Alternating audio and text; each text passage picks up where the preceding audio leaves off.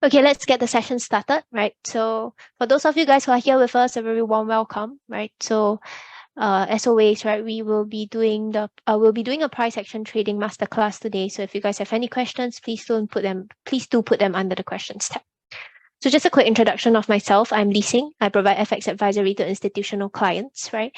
If you guys have any questions along the way, right, and you're watching a recording of this, please feel free to reach out to me on LinkedIn as well.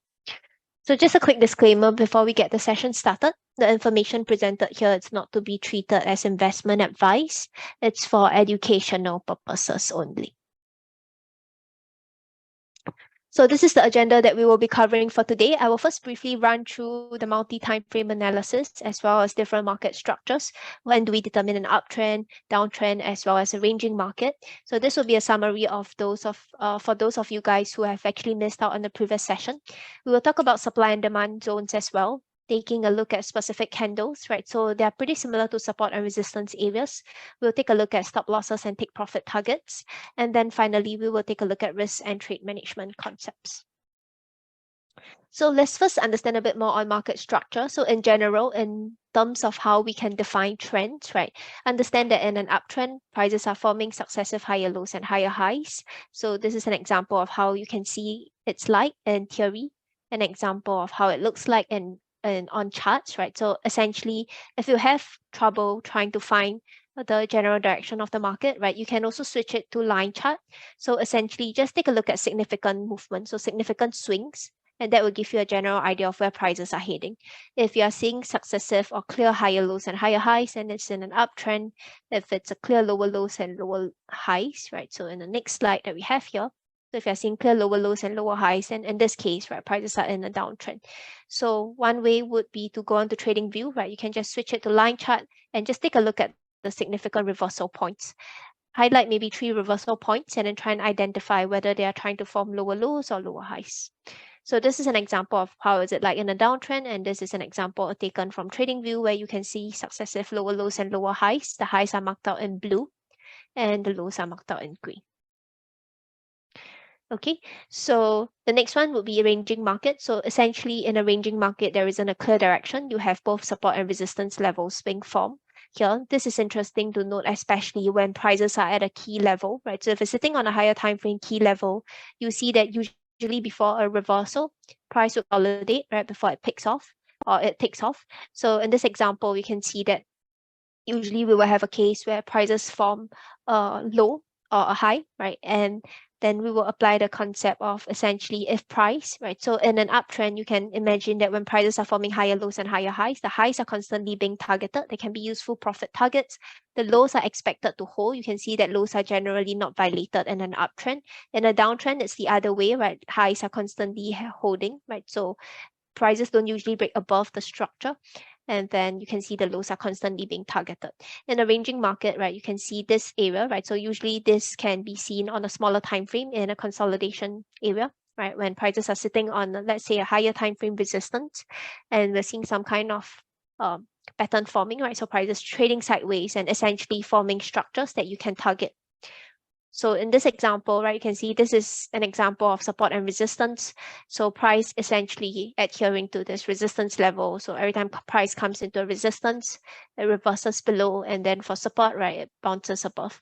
So this is an example that you can see on the chart, right? So same idea, price comes into this level. We saw a liquidity sweep over here, essentially an area where there are a lot of orders, right? So price swept slightly above, take out all this liquidity, and then continue to the downside. So these are examples of the different structures in the market. Okay, so now let's take a look at the charts, right? So I want to talk a bit more on supply and demand areas first, right? And then following which we will take a look at how we can actually combine them across different market structures. So let me just bring up TradingView. So in this example, we can see here,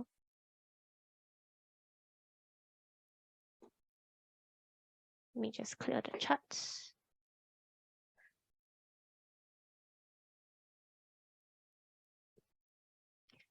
Okay, so in this example, right, this is actually an example on Aussie dollar, but it actually applies across any charts, right? So there are a few ways you can determine support resistance levels. So just a quick summary of them on support resistance levels, right? Support levels would be, for example, swing low support, where we saw rejection of it once, and then price came into this level, enticed buyers and push it higher. This could also be what you call a double bottom, right? So if there's a preceding downtrend on the double bottom, it's actually the break of this neckline. Another type of support level would basically be resistance than support level. We saw some resistance, right, where prices reverse lower before it breaks above, and now it serves as a support level. So this is the general idea of support and resistance level. So one way would be to look at it, right, in forms of line charts, would be just to take a look at prices, right? So just draw a horizontal line or horizontal zone across to see how nicely it actually splits prices across. So every time I draw a support and resistance levels, I tried to take a look at this interaction between this zone. So I want to see clear interactions. So instead of having price whipsaw around this zone, right, what I want to see is that there is clear acknowledgement of it, right, both in terms of either support or resistance levels. So this is one way you can take a look at it, right? Another way would be to take a look at it in the form of a line chart. Just look at a horizontal level, see if there are any zones specifically that actually divides the chart very neatly across. So if you draw a horizontal line across, right, are there any levels where prices are actually respecting? Right? It doesn't have to be a specific level, but rather just a zone that you can work with because we are on the higher time frame. So this is an example, right? If you take a look at it, other ways you can identify supply demand areas, right? So this is something that I use as well, would be to take a look at the interaction or comparing the interaction between two candles. So what I mean by this is that, take for example, right, you can see this area here. So I try to compare these candles. So especially if you are into algo trading, you can actually possibly code this out as well. So the idea is that basically comparing the candles, right, one after another, and you see that if prices are holding within the wick of its previous candle, then in this case, right, on a smaller time frame, it's actually an area where buyers came in. So if you observe this zone, for example, right, so you can see that within this zone itself, essentially buyers came in here. So buyers came in, pushed prices higher, and then it failed it subsequently.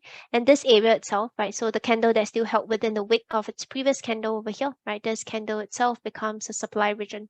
So this is one area, right? You can see that if I were to extend this to the right, price essentially came in, tested this area as a resistance before it continued to the downside. Right, so before it continues much lower. So these are areas that can serve as support resistance zones as well. So you can see, just taking a look at basically comparing this candle with its previous candle, if there is a huge wick, right, in its previous candle and the candle after that holds within it, then this area would be one to consider. So if you take a look at this similar examples here, you can see again, right, using the same idea.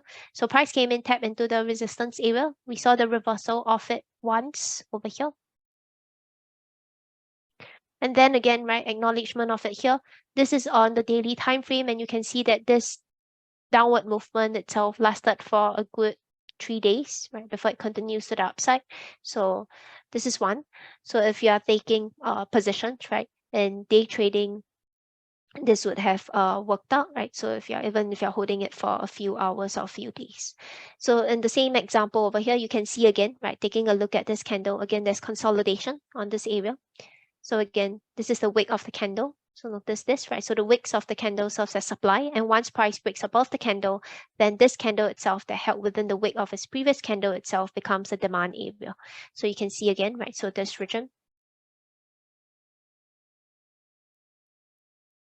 Okay, so in this case, this is interesting because price actually swept slightly below this previous candle. You can see that it wicked slightly below before it continued to the upside. This, for me, it's an area of liquidity sweep, right? So essentially price coming in, sweep the orders below this area before it pushes higher. There is also a change in structure over here. So what I mean by this is that if you take a look at market structure, right, even if I were to switch it in line chart, you can see again, right, just highlighting the significant highs and lows. This is one high, and then price push to form new high, and then subsequent higher highs over here. So essentially there is a break, or there's higher highs and higher lows being formed, right? So it's a bullish market structure. And coming into this region itself, this candle swept the low of its previous candle. You can see this candle over here. It sweeps the low of the previous candle, which is the demand area. So I'll put this in blue, right? So the demand area over here. So when price sweeps below and it breaks above the candle here, then it creates a new demand region for us. So this would be the demand area. So there are a few ways we can use this area, right? Well, one way would be on the daily time frame. If price enters into this zone, take or wait for confirmation, right, to play longs, targeting the smaller time frame supply region. Right, so that's one. Or if you're taking any short positions, just be aware that at this region, right, you want to consider either protecting your positions, or so if you're holding any short positions, you want to consider taking partials or even protecting the positions.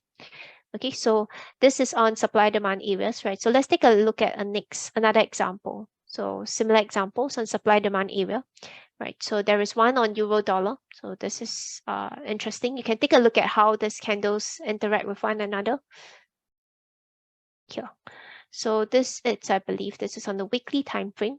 So on the weekly time frame on euro dollar, you can see this region, right? So when price reverses, so recall that when we take a look at supply demand areas, right? So if I were to play back, you can see that this essentially, right? So if prices were here, you can see that essentially this would be a supply region, right? So it's a supply region because this candle held within the wicks of its previous candle, and we are seeing this strong bearish candle that followed after. So this is a bearish candle. So this is a supply area, right? So the idea is that price will continue on a downtrend, and it would continue so, right, until there is a change in structure. So mind that this is on the weekly time frame. So we're seeing a lot less noise, right? It's less choppy. You can see very clear movements represented by each candle, because each candle's movement, it's the open, high, low, and close prices within that wick. So this itself, right, you can see that price. So if I were to just move forward, you can see that essentially price came in, tapped into the supply the first time, right? So when price taps into a supply region, it pushes lower. The idea is that in a downtrend, prices are supposed to continue lower lows and lower highs. So if price taps into a supply area and it fails to break its low over here, it fails to break this low, then what this shows you is that this high, sorry, let me just remove the magnet mode so that I'm able to capture the points nicely, right? So if if price comes into a supply region here, it reverses below and it comes into a demand area, right? So we wouldn't know whether this is a demand area. So in a downtrend, you can see that these lows are constantly weak. They are constant targets, right? So every low it's broken, and we would not assume otherwise, right? Even for this low. So this comes in over here when price came into this zone, tap it into a resistance. So it acknowledges this resistance area. And let's see what happens after. So price then again tap into the resistance over here, right? So you can see that it taps into this supply region once again, and then following which, right? So when price taps into a supply area, what happens over here is that you can see, right? So this is the first supply region. So price taps in the first time, and then it breaks above this region. So once the candle breaks above this region, right, so there's a supply, there is also a demand area here. Again, right, how do we determine this as a demand area? Again, this candle, right, so compare the wick of the previous candle here, you can see that this candle itself held within the wick of its previous candle, which is basically this wick here. So this would then be a demand area. So you can see what happens, right? So basically there's this tug of war between supply and demand, right? So on the higher time frame, you can actually go down to the smaller time frame for confirmation. So on the 15 minutes, right, if demand starts gaining control coming into this demand area, what this shows you is that the supply fails to form a new low, and this supply itself would then be a target, and price could continue further to the upside. So this is just on a higher level, just taking a look at a higher time frame, right? Understanding supply demand regions from there. So in this case, you can see again, right? So this would be the demand area. And then we have this wick. So this is the supply. And supply fails. So when supply fails, it creates demand, right? So you can see that this candle itself is the candle that's still held within the supply region. So this is the new demand area. So this means that if price comes into this demand area, right, we can take a look at long positions here. So that's the general idea, right? So in this case, I think price didn't actually come into it, just continued much, much further up. Okay. So yeah, so just continue much higher up. So right now, where are we? We are here, right? So you can see, right, just in terms of supply demand areas, again, comparing the candles, we have this candle here. So take a look at this candle. Right? So you can see what we have over here, right? So we have the wick of its previous candle, which is essentially this area. And then price held within this wick before the failure. And then once you see this, you can see that the first time it actually respected the supply region was this area over here. And then again, right, coming into this region here. So again, prices are testing this area. One thing you want to keep in mind, right, when prices are coming into this region, it's to ask yourself on the smaller time frame if there are any structures to target. So recall that when we are coming into this supply region on the higher time frame, you can see that we are still pushing, right, still forming bullish move, pushing into this supply area. What this shows is that on your smaller time frame, so let's say if I'm down to the daily time frame, you can see that even on the daily time frame, right? Let me just remove all these markings. So on the daily time frame, you can see within this region itself, right? There's also higher lows and higher highs that are being formed coming into the supply area. So how do you know whether the supply region is going to hold, right? We wouldn't know, right? We need the smaller time frames confirmation. So we need to go on to the lower time frame to check whether on the daily or 4 hours, right? There's some kind of structure that we can target. So you can see that every time price comes into a key region, right? What happens on the lower time frame, either on the 4 hours or even your 1 hour time frame, it's that you can see that there's a change in structure. So where are we right now, right? We have, if you were to mark out the highs and lows, you can see that this is the subsequent highs and lows, and this is the new low that's being formed on the H1. So if prices were to continue to the upside, right? So if price were to continue to the upside and not hold this supply region, what we should be seeing on the smaller time frame, it's a continuation of higher lows and higher highs, right? But if there is a case where price breaks below this support, so this last low that we have over here, then this shows us that there could be a change in structure on the higher time frame, right? Because you are seeing the reversal happen on the smaller picture, and we are sitting on the higher time frames resistance. Okay, so this is one way to take a look at it, right? So even if you were to take a look at it, I believe on Aussie dollar, right? Let's see if we do have similar setups.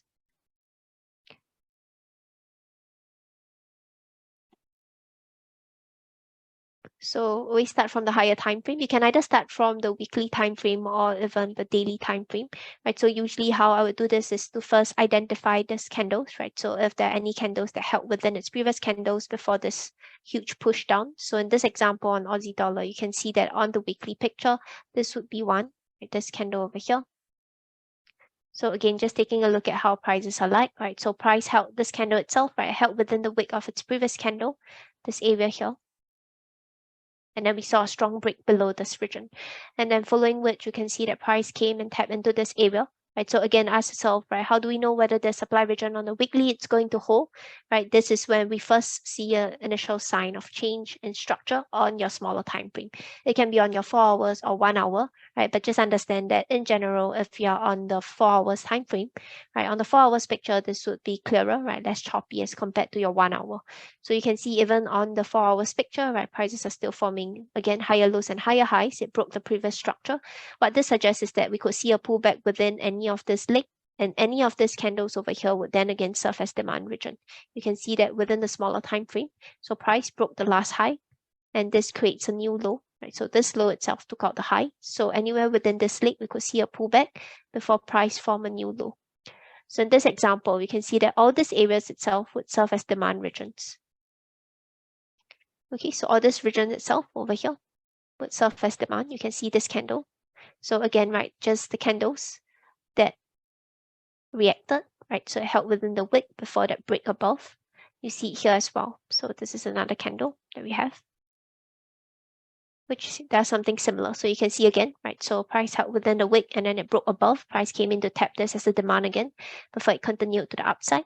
So when price comes into any of this region, right, again, coming into this region itself, you will see bearish market structure on your smaller time frame. So when price pulls into this region, you have to take a look at the smaller time frame, right? So it can be either on the 15 minutes. So we'll have to see how this plays out, but the idea is that it will be forming your lower lows and lower highs coming into this region. And the first sign of a change in structure, right, on entering into this region could be a sign that prices are respecting this higher time frame zones. Okay, so this is a picture on Aussie dollar, right? Let's take a look at another example. Let's take a look at gold. So again, just looking at the higher time frame first. So you can either take a look at the weekly or daily, right? So on gold to see if there are any specific candles, right? So for one, right, this is one region. You can see this area over here, but price barely reacted to this. So this would be one candle. You can see this area, right? So again, this candle held within the wick of its previous candle, which is this region over here. So you can see that this candle held within the wick of its previous candle that we have here, right? And then price came in, essentially tapped into this region. So once, and then we saw this reversal, right? Slight reversal, and then it continued much higher to the upside. So this is one resistance area. So when price breaks above it, right now it serves as a support region. So this is one area that you want to keep a watch out for. So you can see that even coming into this region, right? So let's take a look at this example. So assuming that we were going back in time and we identified this as a supply area, right? So when price comes into this region, right, for the big reversal, again, you want to wait for a change in structure on your smaller time frame. So let's say if you're on your 4 hours, you can see even on the 4 hours picture, right? If I were to change it to a line chart, just highlight this significant reversal point. So we have this high. Can take a look at this high, right? So essentially higher highs. And then if you take a look at the lows, right, just mark out the lows. You can see again, right, higher lows. So there isn't any change in structure. You can see that even after to just mark out the significant reversal points, you can see this highs, right? They're forming subsequent higher highs, subsequent higher lows, right? So there, when price comes into this region itself, right, there isn't a change in structure. There isn't a break of the last low to tell you that this higher time frame supply zone is being respected. And then prices continue much higher to the upside. Okay, so and then what you can do, right? So apart from this region, right, are there any other regions that we can keep a lookout for, right? So again, if you're on the weekly time frame, you can see this area here.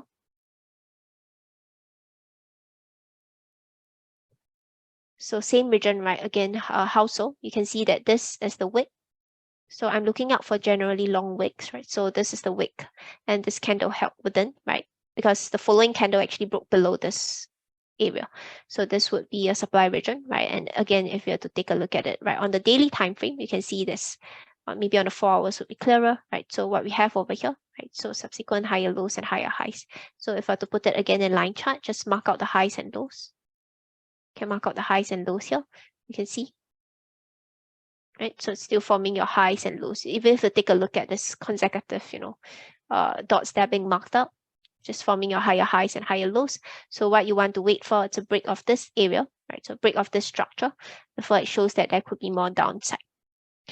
Okay, so these are examples of how you can combine supply demand areas, right? If you're on the higher time frame, or if you're on either on the daily, weekly, or even the 4 hours picture. So another example that I would like to show you guys, right? So if you take a look at it on euro dollar, right? This works on the smaller time frame as well. So on euro dollar, right? Let's say if ignoring all this higher time frame, right? So even if you have to take a look at it just in terms of supply demand region, right? So you can see that price pulls back, it comes into this supply area here. You can see this again, this candle. So if I were to compare the low of this candle, you can see that this candle stands at around 1.07613, and the low of this candle, it's at 1.07575. So you can see that this candle itself actually held within the previous candle before we saw that break. So this becomes a supply, and even if you stretch it across, you see pretty much the same thing here, right? So coming into this area, the supply region, right? So you can again go on to the 4 hours time frame. You can see again the picture, right? So it's a low that's being formed. Probably see it clearer on the 1 hour. You can see that this is the low right now, the new low that's being formed, and this new low came into a supply region, right? So you're on a higher time frame supply, and this new low itself came into a supply region here. You can again see the same thing being played out on the smaller time frame. So recall that we are on a higher time frame supply, which is basically this. I'll change this to gray, right? So this gray zone that we have, and then within the H1 itself, you can see that this area again, right? So comparing the wicks of this candle, you can see this candle here, right? So this is the wick of the candle, and this is the previous candle on the H1 before we saw the break below this wick. So this would then be the supply region on your H1 time frame. Okay, so this is the H1, right? So I'll put this in a different color, probably in red. So the idea is that if price comes into this region, it creates a new low, right? So this is the new low that's being formed, the new structure. So if prices were to continue on the upside, right, then what should happen is that it should continue forming your higher lows and higher highs. But when price comes into the supply region and it starts respecting the supply region, right, with the reversal that we're seeing over here, what this suggests is that this low itself, right, failed to break the supply, it fails to break this high. It's a weak low, it's a potential target, and it could be run. So this would then combine the concept of order flow, right? So if you see a structure on the 1 hour or 4 hours that you can target, you can actually go down to the smaller time frame. So with the assumption that this is on the H1 low, right? So this is the assumption, price comes into a supply region, right? So this is, or if you want to consider support resistance areas, right? Pretty much the same idea. There's a swing high, price came in, saw a sharp rejection, and then price came and tapped into the supply region again. If you take a look at it in line chart, you can see pretty much the same examples as well. So price coming into a resistance area, right? So for me, I like to use supply demand areas, right? So basically comparing its previous candles and taking a look at the candle that still held within the wick of its previous candle. So in this case, this is a supply region, right? And it creates a new low, price pushed up, and this is a structure that you can target. So the idea is that if on the smaller time frame, you start seeing that supply is gaining control, right? Or resistance areas are holding, then what this shows is that this low itself fails to break the high and it becomes a weak low. So on the break of this low, right, it's a confirmation that prices are respecting this higher time frame supply region. Okay, so let's take a look at this, right? So in this case, you can see that this would then be the demand region here, right? So this is on the H1. If you go on to the smaller time frame, even if you're on the 15 minutes, let's say, right, 15 minutes, you can see as well, right? Just mark out the highs and lows. You can see significant highs and lows. So again, just mark out this highs. You can see lower lows and lower highs being formed. So at every pullback, right, on your smaller time frame, it always forms your higher, lower lows and lower highs, right? And then if prices comes into a demand region and we're expecting a change in structure, we're expecting a clear break of this high here. So this is the last high. You can see that this is the last high that broke structure. It broke its previous low here. So if price breaks above this region, right, then there is a case for more upside. Okay, so this is on euro dollar, right? I have a question, right, by Chong. So let's take a look at gold. So gold on its resistance area.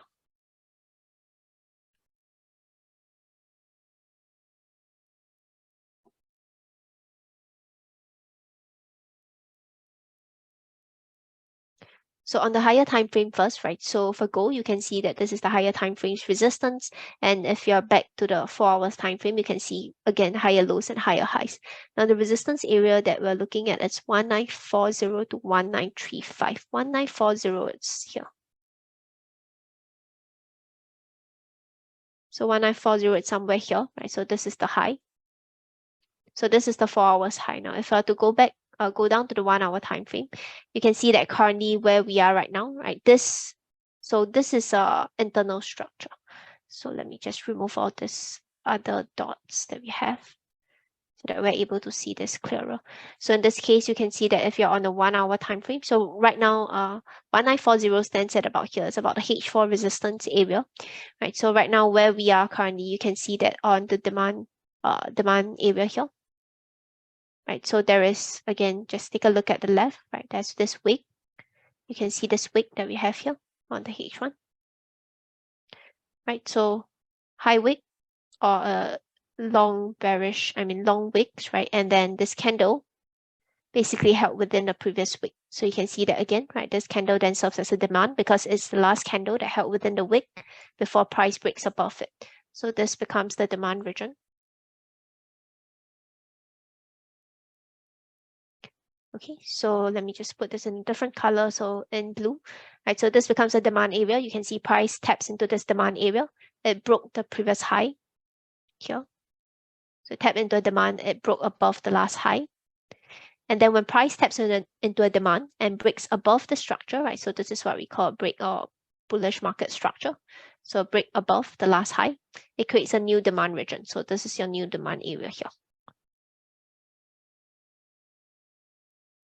Okay, so you can see again, right? So it's just taking the extreme of each candle. This is the first demand. Price came in, tapped into the demand, pushed higher, created a new demand region. Price came in and tapped it the first time. You can see over here, right? And then what happens on the H1 or even clearer on the 30 minutes is that it forms a new structure. This is the last high on your 30 minutes time frame. So this is the last high on your 30 minutes time frame. What this also suggests is that if on the smaller time frame, right? So right now we're coming into a demand area.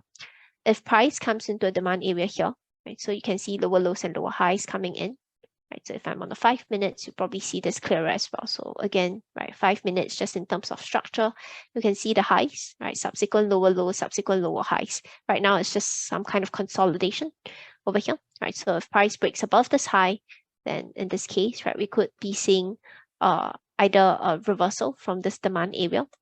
If we are seeing a reversal from this demand area, what this would suggest, right? So taking a look at order flow on the 30 minutes, price forms a new high. You can see there's the high that's being formed over here.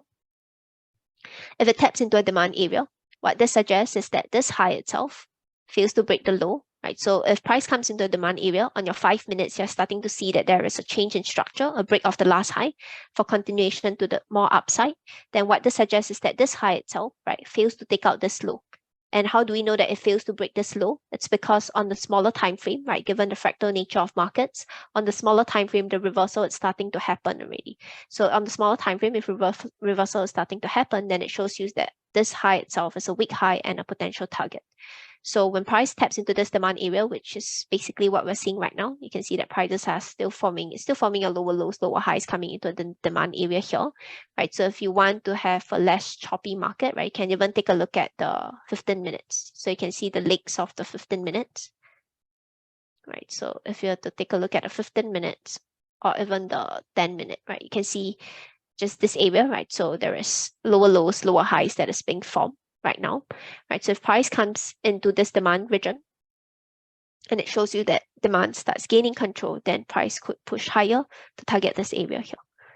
Okay, so right now my answer to you, Trong, for this is that right now prices are in the demand region, right? So as of where we are, I don't see it pushing higher yet because there isn't a change in structure. Right now, it's still, if you take a look at just the most recent 2 moves, right, you can see that it's still forming your lows and highs, right? But what I do want to consider is that even on a narrower time, a smaller time frame, right? So recall that just now when we highlighted this zone. So when we highlighted this zone, we were on the H1, right? So we got all these areas or these zones from the H1 time frame.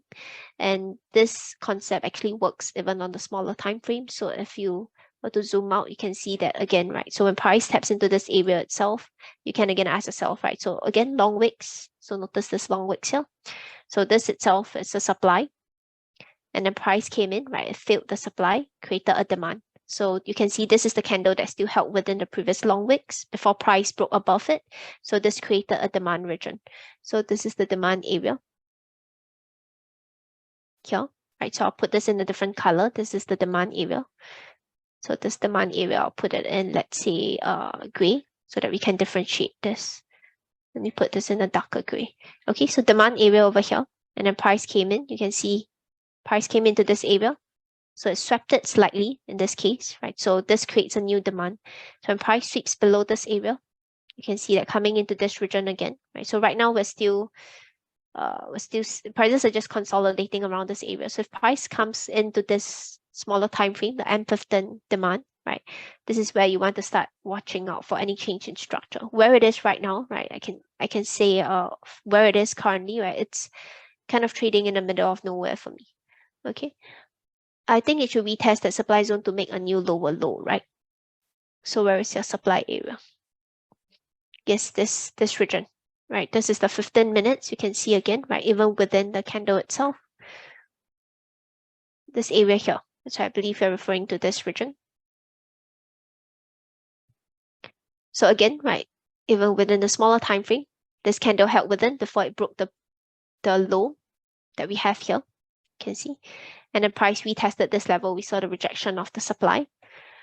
Right, so this would be the M15 supply, right, the lowest supply region over here, right, and then the next one would be the higher one, which is basically this region.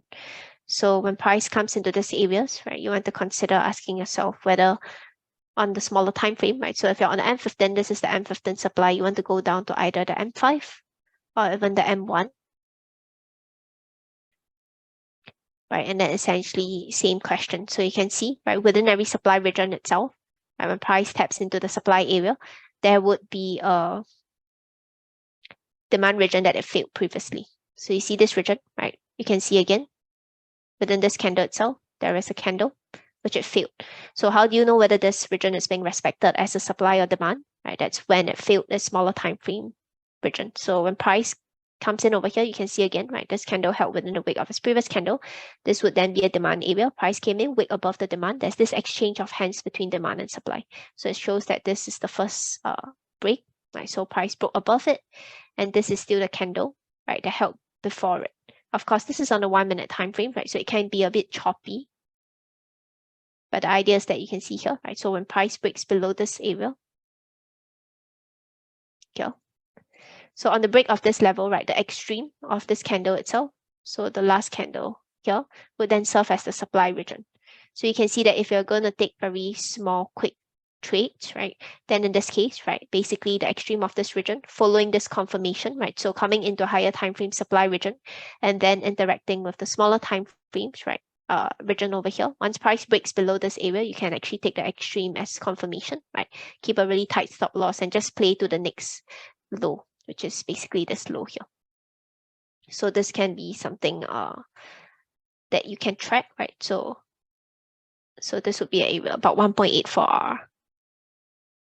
Okay, I have a question, right? High volume, it should retest the rate resistance for stronger signal in higher time frame, like 1 hour. So if you're on the 1 hour time frame, right, it's basically this higher time frame. It's actually the weekly resistance. It's actually the weekly resistance area here, right? So which is why it's important to wait for confirmation on the smaller time frame, because this whole zone itself, right, this is a huge range on the weekly. So price could always come deeper into this area, right? Could mitigate top 50% of this zone as long as it still holds within the supply, right? Still a supply region, but you can see that in this area itself, at least on your smaller time frame, right? If you don't want to take a look at the 15 minutes, right? Just looking at 1 hour itself is good enough, right? You can take a look at the structures, right? So it's still clear that it's still bullish market structure. The last low that you have over here, if you want to wait for confirmation, would be a break of this demand. Failure of this demand region on your H1 would show more downside. If not, right, price could push deeper into the supply area, given that, you know, if you take a look at what is forming currently right here, right, it's still bullish, right, which is why price could always mitigate deeper into this higher time frame supply. Okay. Yeah, so yeah, true. So I think price could come deeper, right? So if it breaks below, right, this is the confirmation for me. If it breaks below this H1 demand, right? If not, it could always push much higher into the supply region here. Okay, so the H1 itself would probably be useful as your confirmation.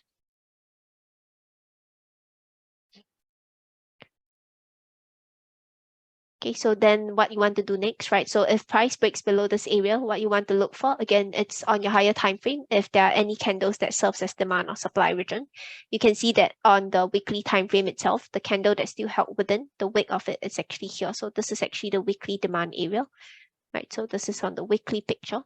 So of course, if you're taking any shots, right, you want to make sure that if you're actually taking it all the way to this demand area, you want to consider taking partials, because within this daily zone itself, right, you can see that there are a lot of candles that held within here. For me, the next daily demand region would be this area. Right, so this area here, why how so? It's because, again, right, just looking at how price interacted with this region, you can see that this candle was below the wick of its previous one, and then price came in and it swept the low of this candle as well. So this for me is a daily demand, right? Especially if price breaks above it and you have people who are looking at this kind of candles, right? This patterns, taking a long position, they will put their stop losses just slightly below. So the sweep of this area, right, basically takes out any liquidity before it pushes higher. So which is why on the demand area, right, this region for me would be considered the daily demand zone. So if price breaks below this area, right, the next zone that you can target on the daily time frame would be at this level. Okay, so this is at about 1880.80 level, or 1881.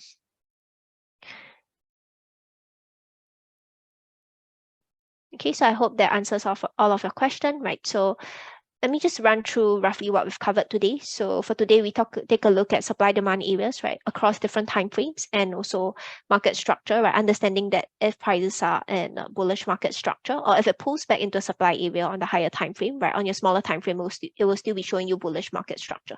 We saw this example on gold, right, so you can see that even though it comes into higher time frame supply region on your H1 time frame, it's still showing you bullish market structure. So the confirmation comes in on the break of this demand area, and you can see that in general, right, when demand areas hold, the extreme of these candles, especially if there is a break in structure, right, extreme of these candles itself would serve as demand zones. So you can see this area, right, again, this candle held within the wick of its previous candle. So notice this region, right, the candle held within the wick of the previous candle, price came in, tapped into the demand, continued much higher. You can see this demand chain forming. So yeah, we covered on supply demand areas, market structure, right? And then also for risk and trade management, right? So if you do want to take it based on the specific zones, right? Supply demand areas, right? So the idea is that if price comes into, let's say if you're taking a long position here, right? The long positions taken would usually, the confirmation comes with this break in structure. So if price breaks above and pulls back, then you know that this low itself, right? This low is the last low that broke structure. It's also the low. So in an uptrend, we're not expecting these lows to be violated. So if you're taking entries or taking long positions based on specific demand areas, right, you can take a look at long positions from here, just putting stop loss slightly below the lows, right? So this is on the assumption that if the uptrend is to continue, right, price shouldn't be breaking below the lows, right? If it broke below the low, that's when we know that we are wrong. We want to get out of the position, okay? And then in this case, right, yeah, so we take a look at this, right? And also, as always, right, taking any setups, just be sure to risk less than 2% on each setup, right? Understand risk to reward, right? So in general, we want to target. So how you can measure your risk to reward, there's actually a tool over here that allows you to measure it. You can take a look at your entry, your stop losses, and then also potential take profit target. This number here, 1.65, just means that for every dollar that you risk, right, if it hits your take profit target, it multiplies by 1.65. So if you risk $1, right, you get 1.65 in return when it hits your take profit target. So yes, it's important to keep stop losses as well, right? And also take partial profits, especially if it's coming into a higher time frames key level. Okay, so another question, right? 1930 level. So 1930 level, it's set around this area. 1930 level, let me see. Yeah, so 1930 level is the next supply region. So it's actually this region here, right? So if you're on the H1 time frame, right? So this is actually on the smaller time frame. If you're on the H1 time frame, it's actually this candle. So essentially, I would say anywhere between 1928 to 1932. Okay, so you're very welcome, Chong. Okay, so I think with that, we have answered all of the questions, right? So with that, we've come to the end of the session. For those of you guys who want to take a look at the recording of it, we do have it on YouTube, right? So just go to vantagemarkets.com/webinar, right? There's YouTube videos that are being shown there as well, or you can actually search Vantage Markets on YouTube.